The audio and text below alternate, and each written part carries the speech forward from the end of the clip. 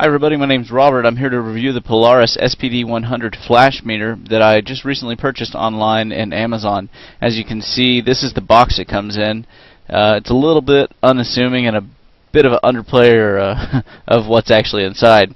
It's like packing an iPad in a paper bag. Inside you get the SPD100. It comes packaged well, nice and safely, so it doesn't get torn up in travel. When you pop it open, you'll notice that inside it comes with the carrying case, which is in plastic. There's also the behind that is a lanyard that's included. It's a nice add-on, so you don't have to go out and find one of those. And then there's the instruction manual. It's a pretty short manual. I think there's about 20 pages of English, and then it's in a couple other languages as well. Here's the actual carrying case that comes in. You can see it's a nylon carrying case. This is the flash meter itself. There's the trigger button, the adjustment buttons up and down on the right hand side. On the back is the battery door, which is nice, holds a AA battery. Up top, nothing there. Bottom, nothing really there except for the lanyard mount.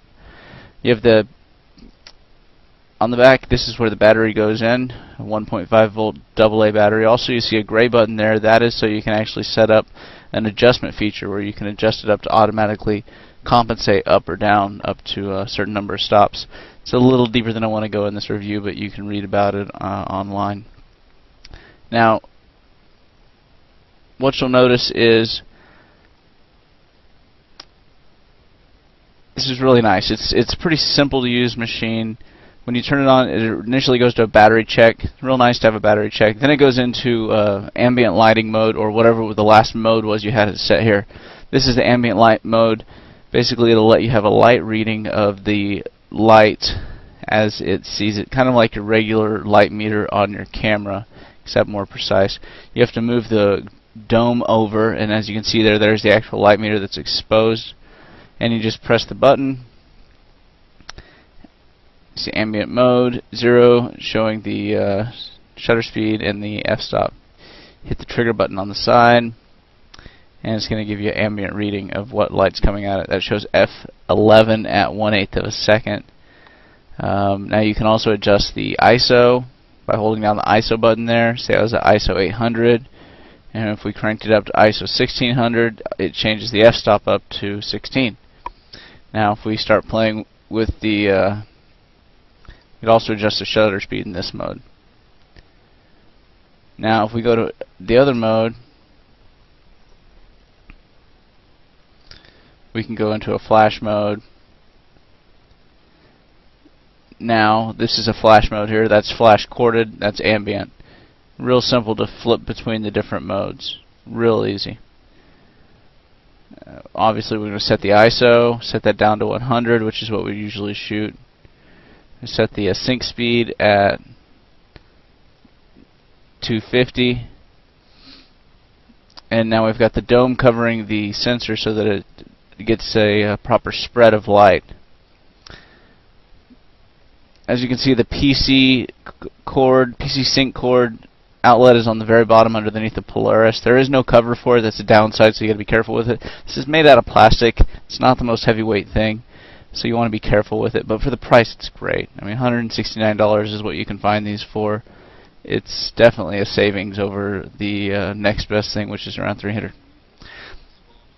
This is a cordless flash mode here we're going to show. This is without the PC sync cord. You got a Nikon SB900. It's cranked up all the way to a manual setting. And as you can see here, we have it set on the non-corded incident light meter setting. Basically what it does is you set it to that, you hit the trigger button, that makes the light meter ready for a flash to go off. We set the ISO, we set the sync speed, and then we fire the flash. We fire that flash, it comes out. It's F64 at 250th of a second. Now that's with the SB900, which is a pretty powerful battery-powered flash, and we shot it from about 18 inches away. As you can see, it's got a pretty high guide number, and it really just blasted that thing with light.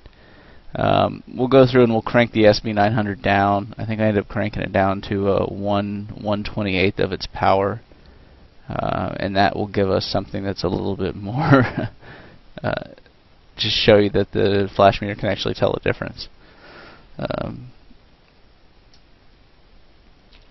Yeah, 1/128th.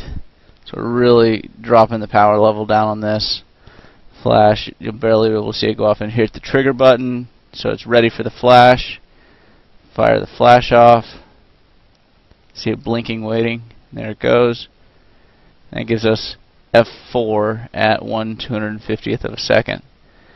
So it's definitely reading the differences there. Many stops down. Now I've got a Cowboy Studio light out here. It's 160 watt second strobe light. I have it set up with the PC Sync cord, and I'm going to do a couple of things here. We're going to test the Cowboy Light Studio. It's got an adjustable flash on it.